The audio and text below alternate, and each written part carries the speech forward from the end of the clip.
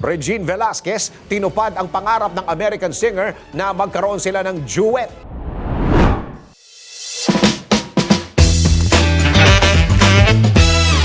Para sa aking balitang showbiz, nasa Cloud9 ang pakiramdam na American singer na si Lauren Allred matapos na finally ay mapagbigyan na ni Regine Velasquez na makaduet ito. Sa kanyang Instagram account, proud na ipinost ni Lauren ang snippet ng kanilang duet na Regine ng awiting A Million Dreams mula sa sikat na musical film na The Greatest Showman. Sa kanyang caption ay sinabi nito na hands down siya sa galing na Regine Velasquez na tinawag niyang legendary at isa sa kanyang mga paboritong boses at isa sa the greatest singers of all time. Sinabi pa ni Lauren na hindi siya makapaniwala na magkakaroon siya na announcement na i-release niya ang kanilang version ng A Million Dreams collab ni Regine. Ayon pa rin kay Lauren, matagal na niyang idol si Regine kung saan akala niya raw ay hindi na mangyayari ang gusto niya na makaduet ito, pero ngayon umano ay naniniwala na siya na dreams really do come true.